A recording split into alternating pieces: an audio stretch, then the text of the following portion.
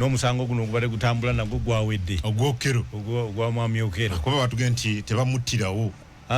bannayuganda omanyi babadde batandise nga batandise n'okufulumya obulango abaana ba social media nga bagamba mbu kati bateeseteese oba bagise death shower bwe Namboole tulina waliwo shawe zenzawo zebakola ezo zebayita waliwo baziyitaawo baby shower naye kati eno mbu yabadde death shower ng'olwo bagenda gikolerawa Namboole mbu kati okuyingira $5,000 singo Uganda banna kapo $10,000 bannayuganda balina otegeera nti kyangu nnyo okutwala emyaka emirala nga 5 nga teguggwanga kwegamba temulinda kulaba nti ate kisoboka n'okusoboka n'okumulabako ku street ng'afulumyeyo nga ate omulamuzi yamusalidde ogw'okufa omulamuzi yasaze ekooti eyasookeddwako kugwa omusango omwami oyo abatuwuliriza n'abatulaba mu mateeka ga Uganda akkirizibwa okujulira era bamuwadde ennaku ze ziri 14 akati ate omuntu bw'ojulira mwana wattu amateeka gaffe galina procedures gateekawo nyingi mulimu n'okukola okuteekayo application for bail pending appeal balina n'omuwa bail sebo n'ajjako mu kibuga n'abeera awo nga bwe bawuliriza omusango guli ekyo nakyo kisoboka apiiru kitegeeza abatuwuliriza omuntu okujulira ng'agamba waliwo ebitaakoleddwa waliwo ebyakoleddwa mu bukyamu waliwo ebirina okukolebwa waliwo mu kumenya amateeka ne mu kuwuliriza obujulizi bwe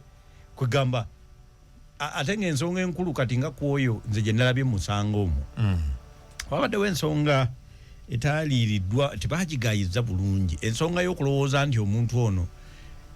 we yakolera ekikolwa ekyo oba yali ategeera bulungi mu mateeka ag'ebyokutta baba batutendeka ensonga eyo nkulu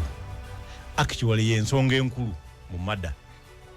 okubeera nga wabadde ne kye bayita malisi afuwasauti nti wabadde oyina ekigendero premeditated mind wabadde oyagalira ddala okukola ekikolwa kye wakoze ng'ekigendererwa kyo kutta ng'otegeera bulungi ekyo kintu ekisingira ddala obukulu ekikolwa ky'okutta omuntu yenna asobola okuba yasse naye singa oli abadde awanika omukono okukuba ekikonde mu kuzaayo akakokola n'afa ekyo tekitegeeza nti wabadde ne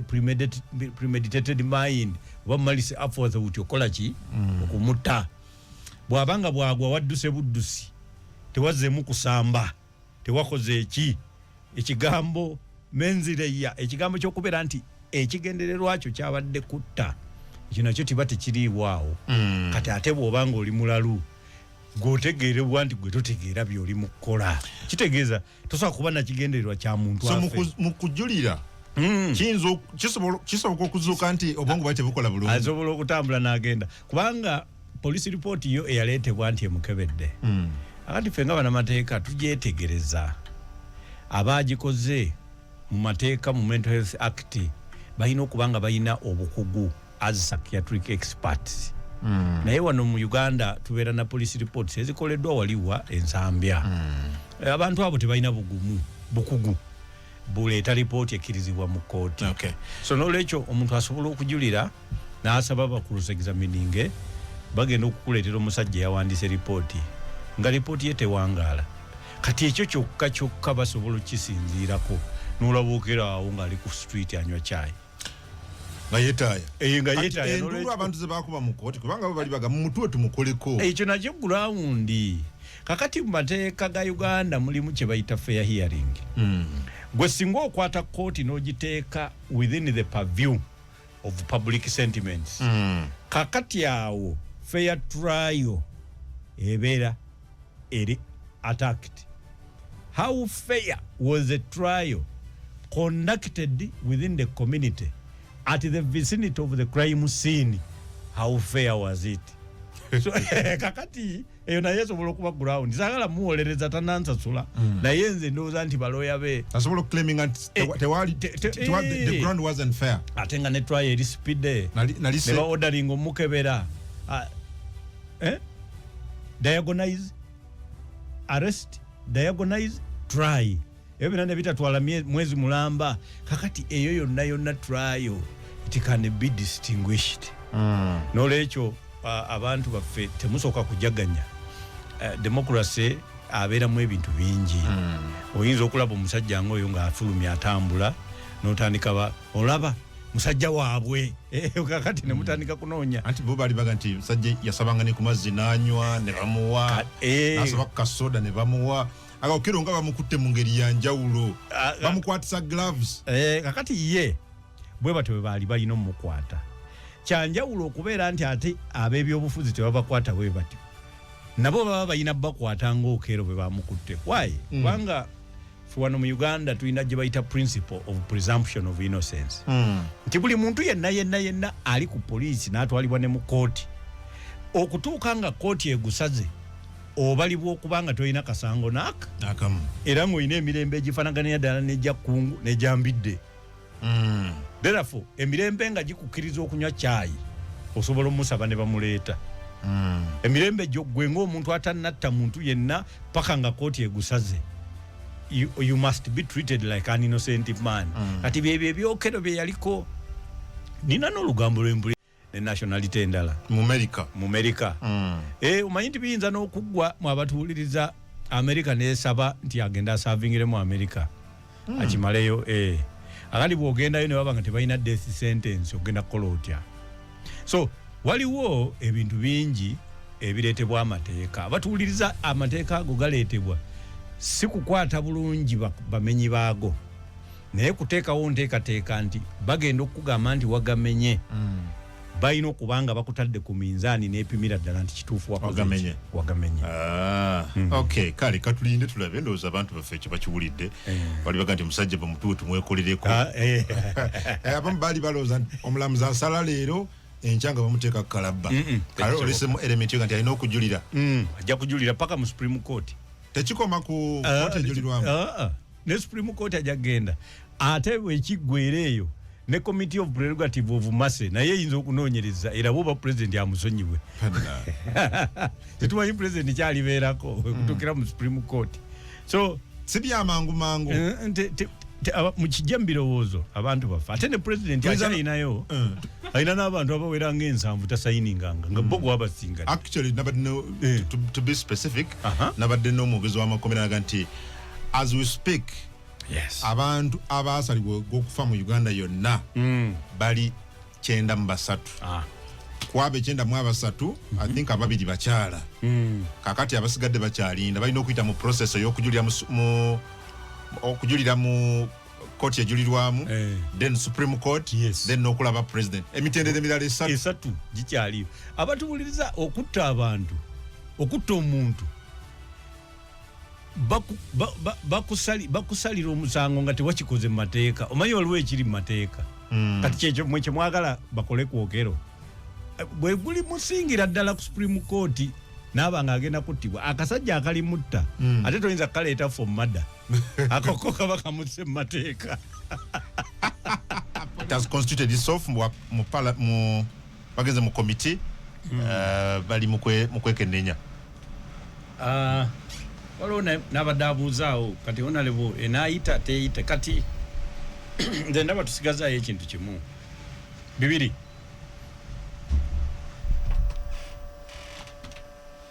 ekyokuyita saagala mulowooze nti tejja kuyita nja kukusaba oyombize ku muzindaalo ekyokuyita ebbago ligenda kuyita kuba tekirina contentious nti linaayita oba teriyite kubanga palamenti gye tulina abaagala liyite be basingamu obungi n'olwekyo ligenda kuyita kakati kye twetaaga okulowooza biri bintu bibiri nti ffe kye tulina okutunuulira what is the effect of the bill kigenda tuviiramu ki singa lifuuka etteeka bye tulina okukulembeza emitendera ebiri egisigaddeyo gye giba gitutaasa ogusooka president agaana oditeekako omukono nga tutaddewo pressure n'okweyongera maaso disomesa ensonga ey'okubiri kulitwala mu kooti naye ng'okugamba nti liyite oba teriyita ekyo kyo sisuubira nti tukyayinawo embeera kubanga bannange abatuwuliza nyamutegeere ligenda kuyita mu palamenti eno enkadde palamenti eno enkadde abasingamu obungi bali mu kibiina ekya National Resistance Movement. Yes. Ebitundu nga 6 ku buli 100 n'okukomawo tebaakomyewo. Nkaga mbitana actually. Nkaga mbitana. Tebaakomyewo. N'olwekyo bali mu taamu egenda ebintu bye bakola kati bakola babalabe bakola ki so kati saagala mulowooze nti waliwo binene bye bagenda okukola ekiremesa etteeka eri okuyita. Ekyokubiri njagala nnyo mutegeere nti n'abaffe be tuyinayo omulimu gwe bakoze nagwo teguvuddeemu bulungi. Minority Report oyina 5 kakati ekyo kitegeeza nti n'abakoze Minority Report nabo bennyini tebaateeseza. Ndabyeko Segona akoze iye Namboze akoze iye Niwagaba akoze iye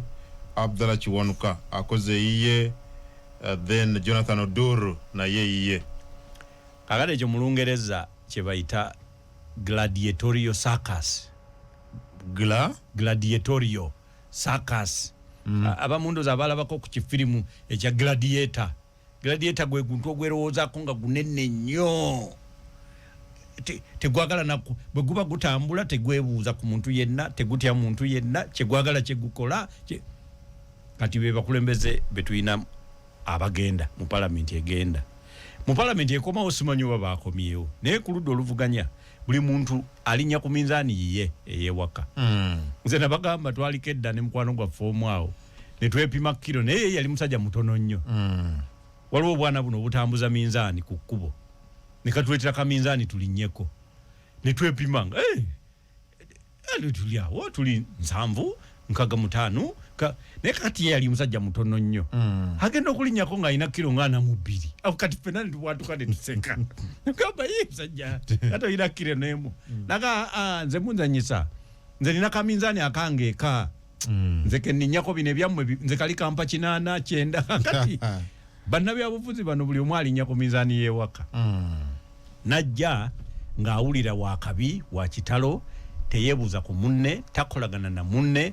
tosobola kulwanyisa gavumenti ku kyeyagala bw'eba ekuwadde omukisa okwogera oludda lwo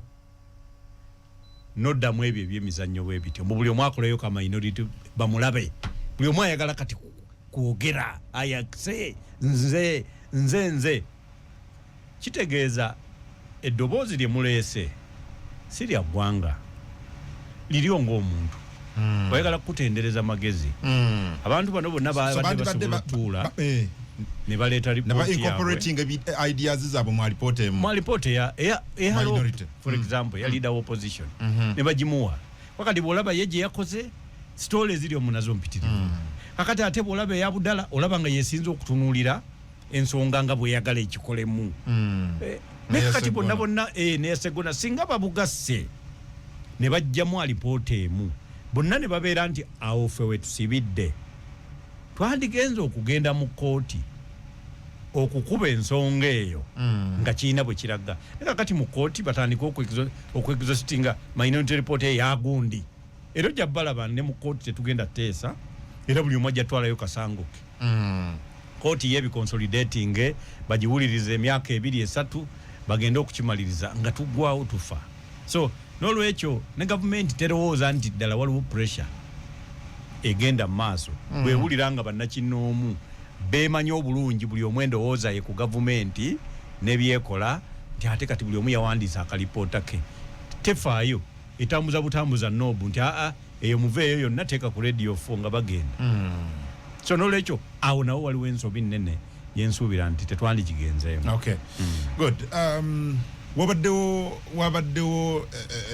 bintu bingi bigenze maaso mu parliament okuviirira mu committee twalaba okulwanagana okwaliyo ku Sande abamu ku babaka nga baagala kwata ssente bwaba Matayi but finally ne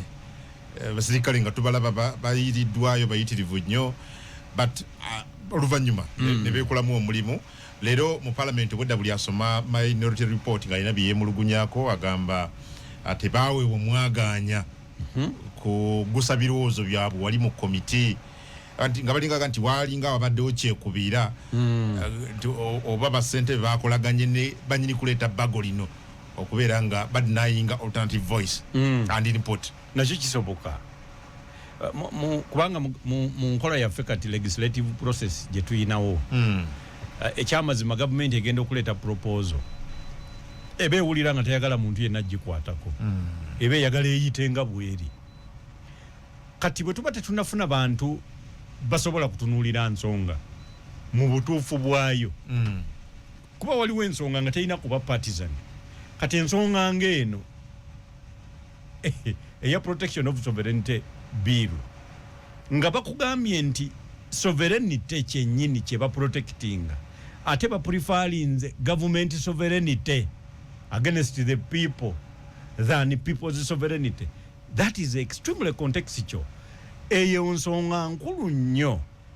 eteetaaga kubaako na ludda ng'olina kubanga mwenna muli it is between right and wrong, si ludda lwa kibiina kya byabufuzi. Ne mu NRM walina okubaayo abantu nga balowooza nga ffe njeno biiru mbi. Ne kakati tugenda nitukwata ebintu bino era balaba bagenda ne babeera ku social media ne bagamba oli abayogera ono naga tetulina kyotugamba oli naga kati ebyo weebityo ate abo be balondebwa nabo ne beesanga mu palamenti nga kizibu nnyo okuwa obukakafu obulaga nti ategeera naye ng'ali eri kuba yafunye obululu bungi. Kati ballot box eno gyolaba mwami Kkungu tewa magezi bw'oba obadde togayina ne bw'ofuna obululu bungi baba balonza omuntu atalina magezi yo yennyini yo teyina ngeri yonna gyekuwa magezi ballot box ballot box ne bw'obanga nga wafunye obululu bungi butya bw'obanga balonze omuntu nga toli mugezi era osigala nga toli mugezi box teyongerako kati abalonzi ogwo mulimu mwagumala naye kakati ffe twagala bano abalimu abamanyi ensonga zino bawulirizibwemuko okusinga abatazimanyi. Kati ebbago lino bwe liyita ba stakeholders bannayuganda bamaze ebbanga baliwakanya baba basigaddewa banka enkulu eya Uganda bannaddiini abo kati kusaba wanga bannaddiini abo nze ngenda mbajja nnyo mu birowoozo byange sibalaba nnyo oludda lwabwe ku nsonga eziruma abantu bo balowooza nti omulaba ali omu yekka sitaani ni sitaani tusookere ku bano be tuba tulaba kati lino biiru eno eruma n'okusinga sitaani ne kakati gwe okuddira omuzimu nga omuzimu tekitegeeza omuntu eyafa otandike omuntu omugobako omuzimu gw'omuntu eyafa nga waliwo omulamu kati baabo nze bannemesa nze sibategeera bulungi amaanyi gonna bagatadde ku baafa mu kifo ky'abalamu kinaba abalamu nga bafaanaganira ddala byabaafa waliwo omuntu kati omuntu awagira kino ekintu nga bwe kiri enneeyisa ye mbi okusinga ey'abajjajja abaafa nga tebakikoze kati ate egyo gy'emizimu gye bagoba bano bapasita bo gye bagoba ku bantu egy'abajjajja abaakola ebirungi so n'olwekyo abo bo balina ebizibu byabwe naye tugenda kubonaabona mwami Kkungu mbadde mpuliriza wano omukyala wa URA ng'ayogera ebintu ayogera obalaba balina expectations oleete tusuubira miliyoni 10 bwegere akati leetayo akati bw'omaliriza omwaka we guggwerako oleete kubanga oyinza okuba weeyongeddeko ebyo byonna gye bayita speculation kaakati abo URA be baddako lino etteeka bwe limala okuyita mu myezi gyalyo ng'ena nga likola URA bagenda tandika okubakwata president agenda tandika okubavumirira nti balemeddwa omulimu gwabwe kubanga ssente zigenda kukendeera okukamala mbadde nkebera wano individual retirement accounts zigenda kukkirira nnyo remittances okuva ebweru zigenda kusalibwa tubadde tufuna billions nga 2.5 eza dola omwaka billions 2.5 yes ezo nazo kaputi tugenda kufuna gye bayita currency depreciation sente yaffe egenda kujebuulwa nga terina maanyi kubanga tetukyalina dola eveeri reduced investment returns ng'omuntu bw'assa ssente wano ajjawo kitono abantu bagenda kudduka baziteeke walala basobola okuzijja teri foreign direct investor gw'ogenda kugamba nti agenda kuleeta ssente aziteeke wano ng'ate process yo zireeta nzibu Well, but so President yavuddeyo ku lwa wiki wedde nawandika bolo na mutayika ng'agamba Kerere n'olwali lwawulira mu public nti bino byoyogera in fact yabyise lwali yagambye mpulira kigenda kukendeza foreign direct investments kigenda kukosa ensimbi z'Abannayuganda abagenda ne beeteekanya ne basindika wano n'ebirala agambye siri ebbaguli gina initiating mu cabinet. Kituufu President asobola okubanga yo yendowooza ye kuba sirooya. President wa Uganda mwami ku simu n'amateeka era ye ekirowoozo kyakuwa kyekyo kyawulira kyayagala. Ffe bannamateeka abataputa etteeka nga bwe lijja okutaputibwa abagenda odditeeka mu nkola ffe tukugamba twajjanga wano nga tubagamba twogera ebintu bya article 10 abantu bagamba kati Kenya yeta erese n'ebbago area registration and citizenship for stateless persons. Wano tulina Bannayuganda tebalina nsi n'ensi tekimanyi bali muno ne tebalina nsi kakati omuntu eyakola etteeka ekyo si kye yagoberera naye kye kyavaamu oba okitegeera kakati President wa Uganda asobola okuba ye sovereignty protection of sovereignty bill eno yayinza okubanga ango ye ebadde nga ye Russia wane Russia egirina act yeyo yo yagireeta nga eyagala kukabinga oba kulawuna kufeffetta aba bakolera foreign interests wanga bo kakati abo balina KGB balina ki bagamba America ebakola ki ebabega ekola ki kati Russia eyo ye interest yayo America kubanga yo Russia teyegomba gwe kungo kutwala esente mbo investing sibe baagala their alternatives are completely different, their aspirations and persuasions are different. Kati America yate eina sovereignty acts ziringa mukaaga waloje yakola nga yeyo Holy Sovereignty Act yeyo nti singa omuntu yenna afuuka papa nga mu America bamwekize batyo omusolo eyo ne bagikola ne bakole ekola protecting businesses za America ne bakole protecting states ne bakole protecting America from World Health Organization guidelines nga teza applying with equal force tezijikaka kyeyagala kyekola fate yaffe wano ate fufugaza Bannayuganda zirizo naze enkubulidde zifufugaza ba foreigner okuyamba bannansi baabwe obo kitegeera yo America bwe gamba nti America's interests kiba kitegeeza ba America Russian interests kiba kitegeeza ba Russia kati ate no bill Uganda's interests kitegeeza interests za government seza muna Uganda shingeza kukulaga kakati President yebo alete ekintu ekyo alabira ddala nga interest ya government bambi ya Bannayuganda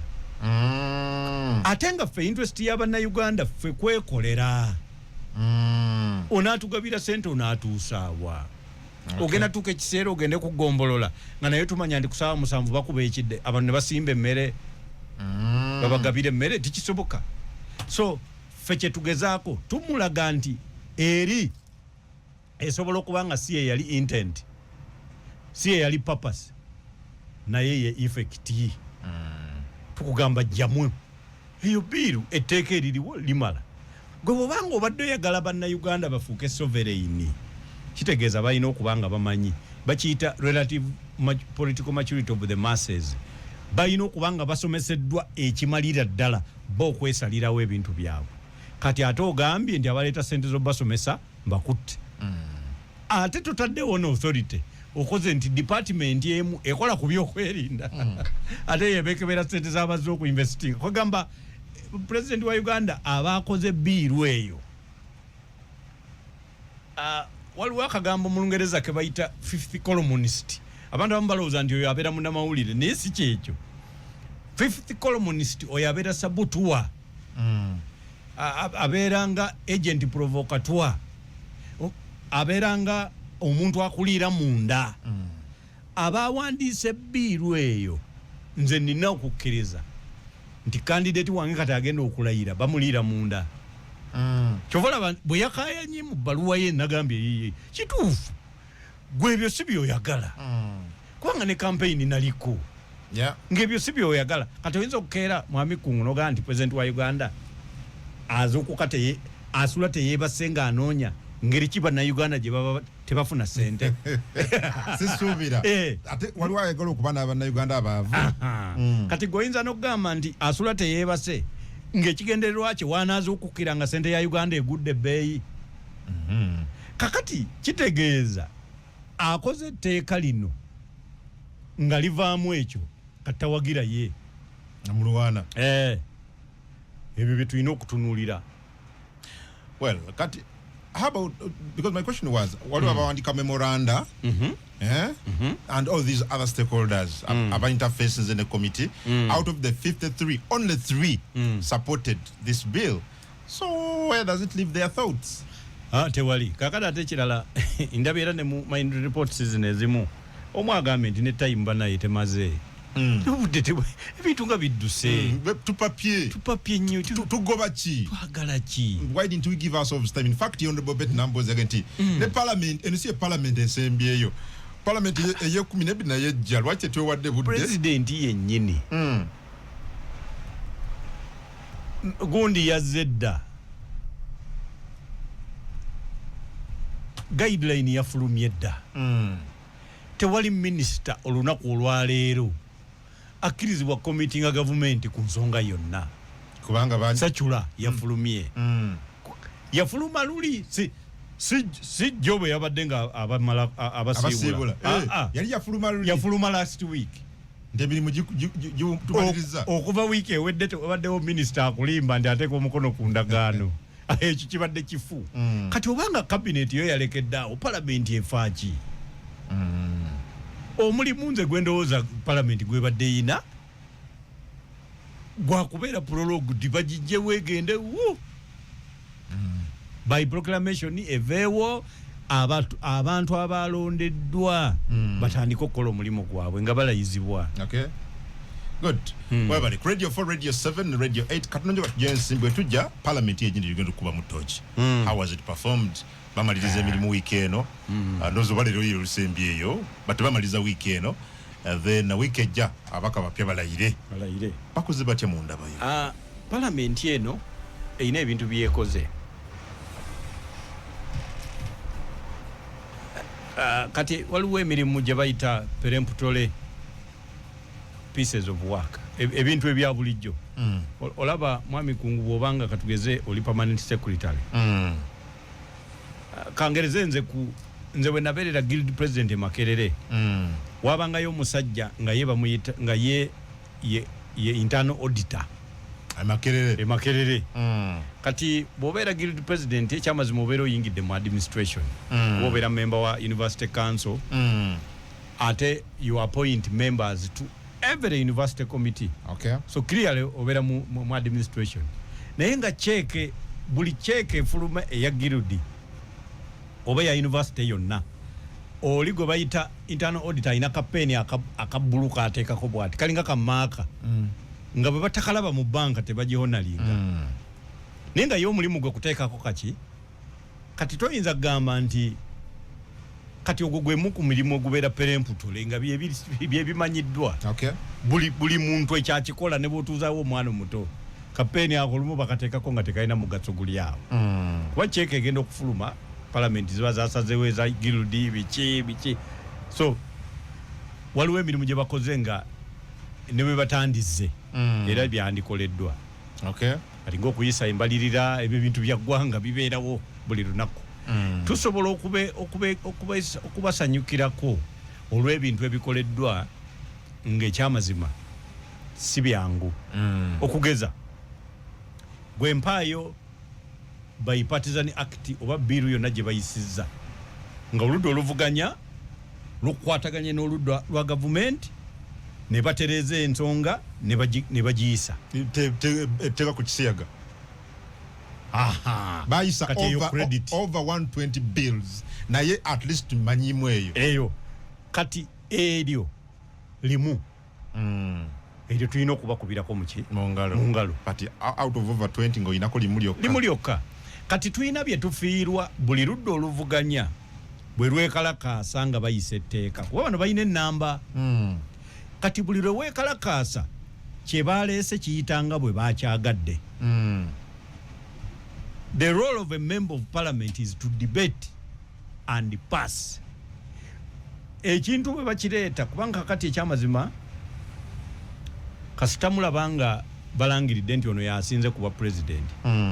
Kitegeeza manifesto ye yegenda okukola emyaka emeka 5 kati ate bwakebera mu parliament ng'abaliyo babe kitegeeza ate abo bagenda okuyamba ennyo okugitekesa mu nkola. So manifesto eno etawangudde y'omulimu gwayo kakati kusengejja nti wakati mu kutuukiriza manifesto oyo ng'osalawo kino nakiri kano kajeemu kali kateekemu kano kabeerebwe kati naye ffe twakkiriza emu ku nsobi parliament eno egenda okuvaako naddala ku ludda oluvuganya nze nsinga okwagala okwogerako ennyo bakkiriza eri parliament luli oludda olwa gavumenti lwo terulina kye tulusuubiramu lukkiriza ensonga nga bwe bakoze eki nga bwe bagibagambye kati ate olwaffe ebbanga lulimaze nga lufuluma bufulumi parliament. So kitegeeza nti ebikoleddwa byonna bikoleddwa nga gavumenti eno bwekola ki bwe byagala singa eyagadde ebibi byayise bweba eyagala ebirungi nabyo byakoze eki byayise. So parliament yaffe oginenya kitono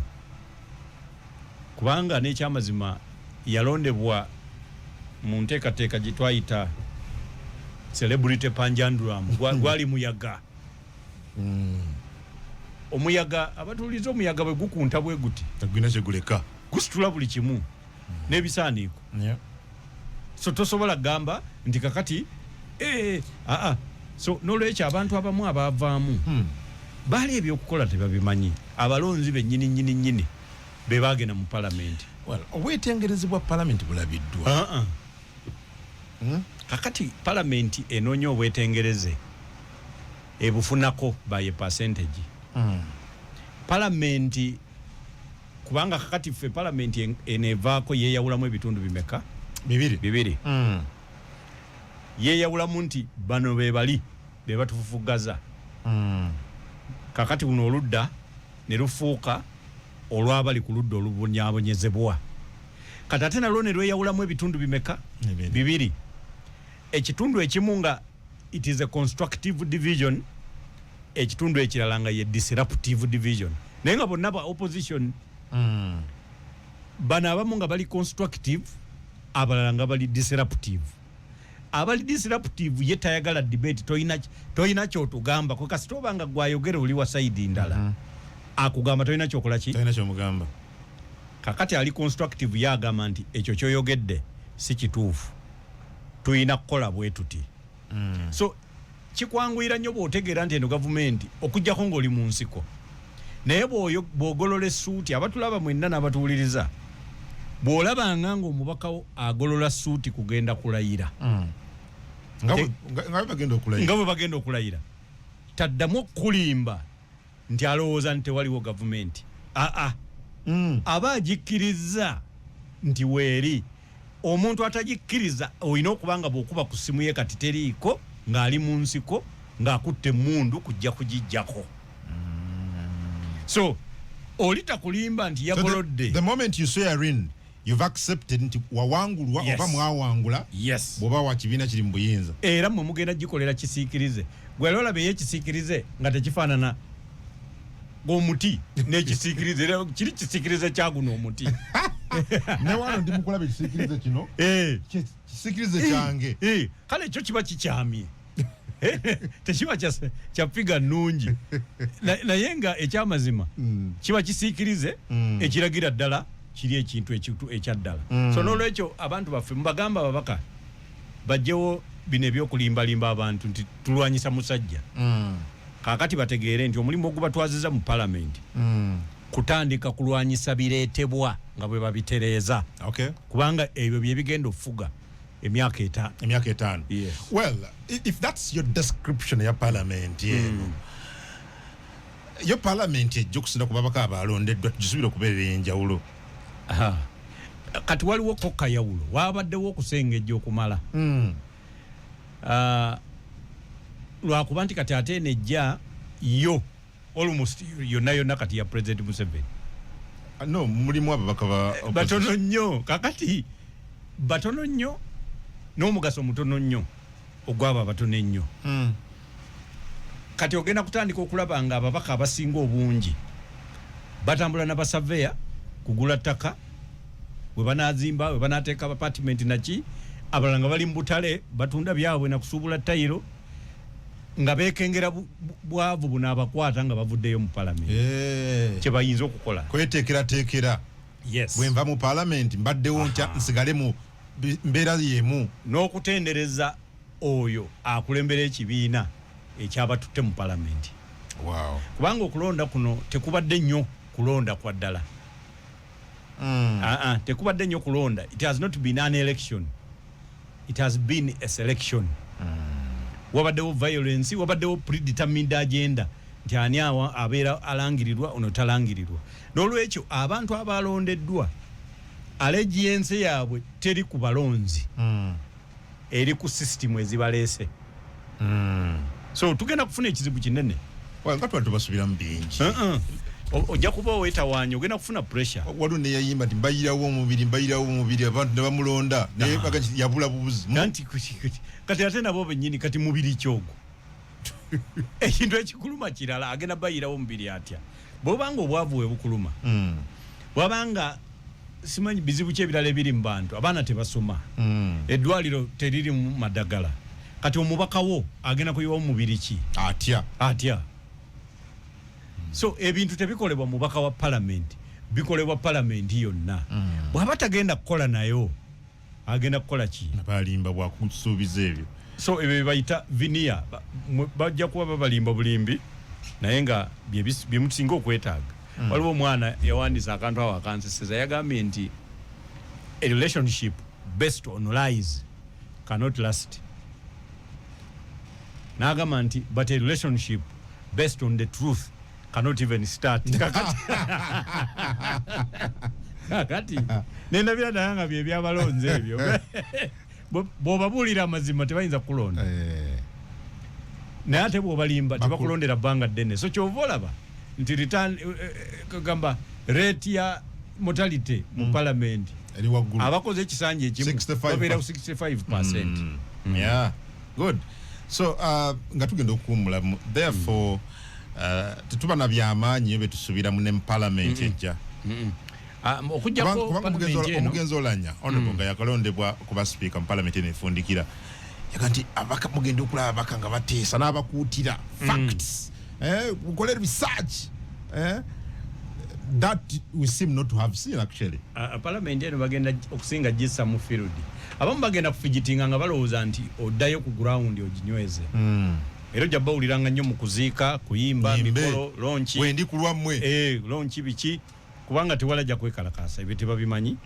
babitya n'obbitya. In fact bawuliriza nnyo gavumenti ku ekyo bagaa temwekalakaasa. Era ababaka abaasinga okukomawo beba abaasinga okukkaanya ne gavumenti ku nsonga y'okwekalakaasa kuba yo kyekyokka kyeyifaako. Kasita olaba omubaka wo nga yakkiriziddwa n'akomawo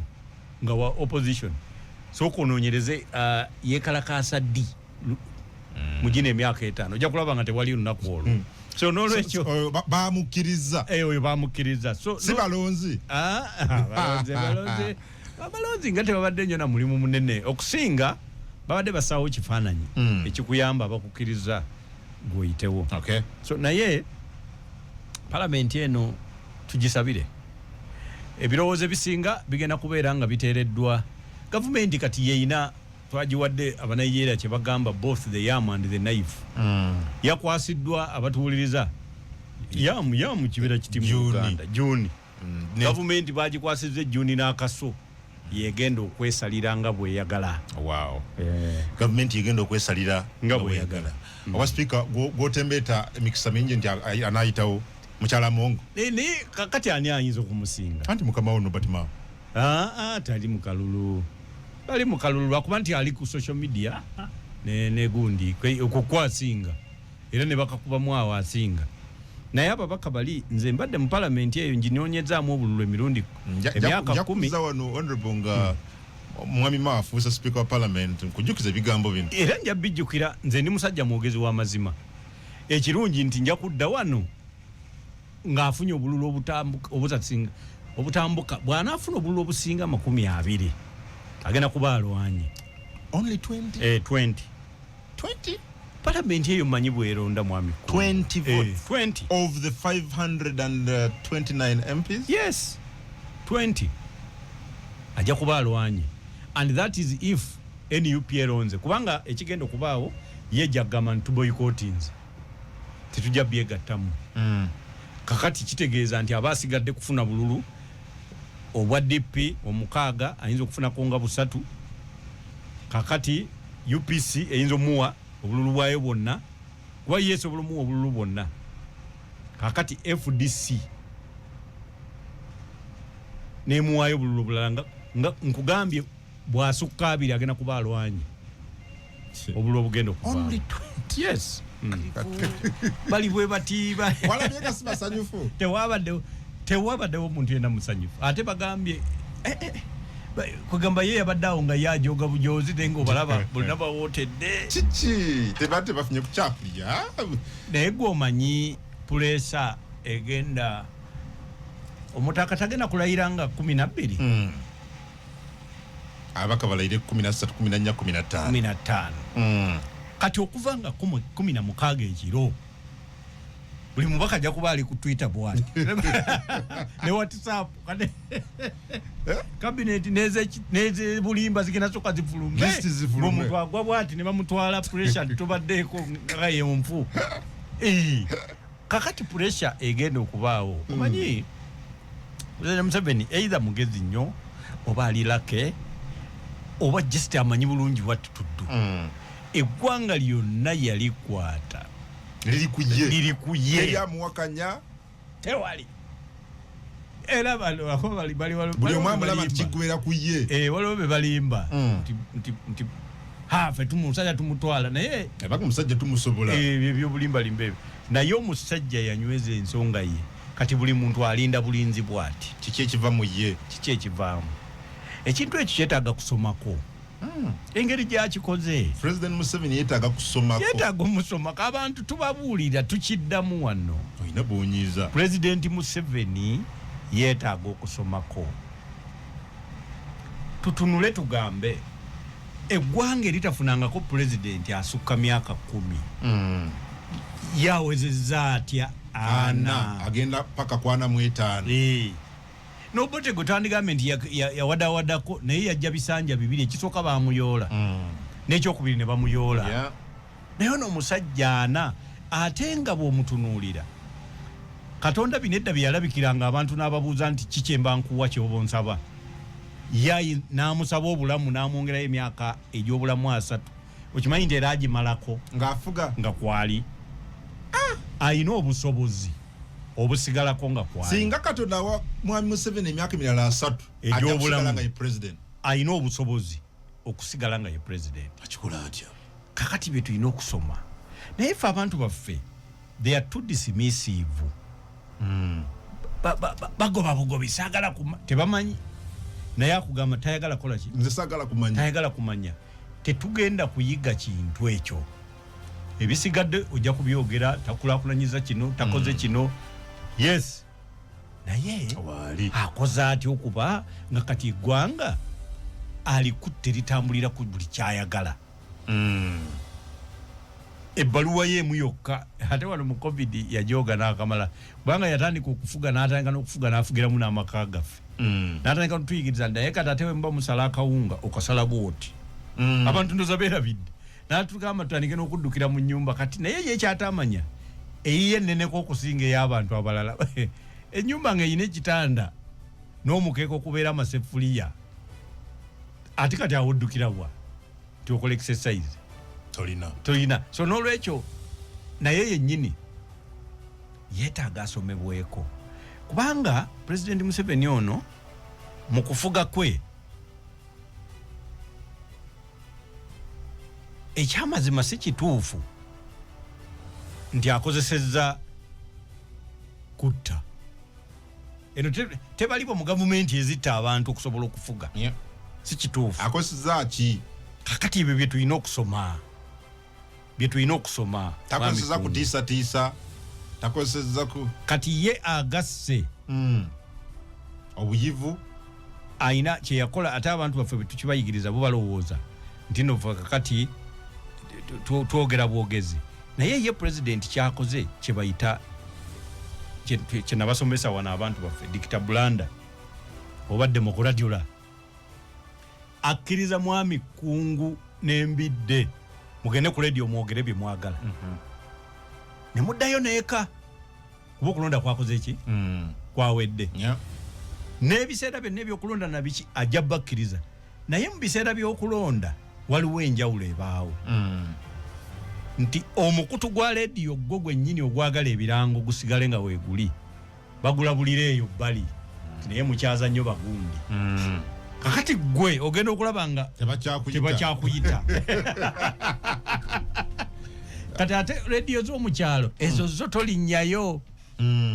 baradisi bagamba bigambi gwe program director yaani oyo mugobe akyaza nnyo bali tetumwagalako kati ayagala omulimu naye n'atabakyaza so n'olwekyo akantu ako akaleeta kabanga bolaba obuugi bw'obukwatako nga buli mu kikopo bwoti kungulu obulira ddala nga bunnyogoga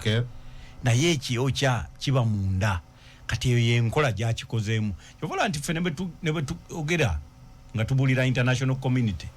ti ono musibira mu bbwa ono muki bo tebakiraba era bo bakebera we bati ne bagamba kakati tulaba eno protection of sovereignty bill kati nkugambye America egiina Russia egiina kakati bo balowooza bye bayina bye binono byayisa so togenda kukozesa kwekalakaasa okimulemesa oba international community ekiyingiremu ogenda kukozesa debate ti Bank of Uganda position yayo eriki URA position yayo eriki Bank of Uganda sakitegeera sibaje bagwa kitegeera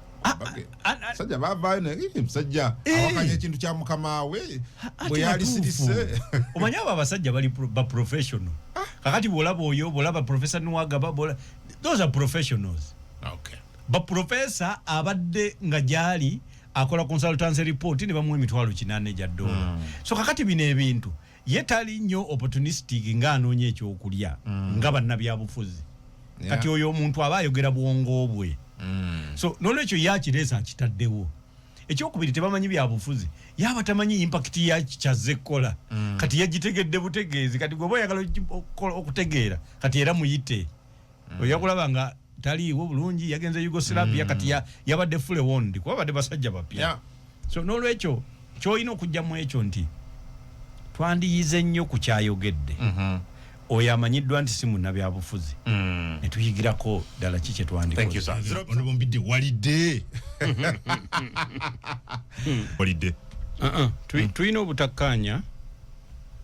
kubanga ye yagamba kaadi zazizanya ziri ku kifuba ffe tetuli balonzi ffe tuli bakulembeze banne tetulina ngeri yonna gye tugenda kutakula kifuba kye ekyo kiide yakisayiningira mu kyaki mukyala yalina okubeera n'ekyo ekifuba kye ffe tulina okukola decisions ng'ekibiina ku buli kintu ekyo tetwakikolako decision era kikye ng'omuntu so ebyo byowulira sitino badipi baganye muwagira eyo agenzeeyo nga MP wala ropeke thank you bage basole bulungi banaye mbeere bulungi mbagaliza banange embeere ennungi kale webale nnyo Dr. Mbidde yangoberera ku NBS TV kati gyenzira mu kaseera kano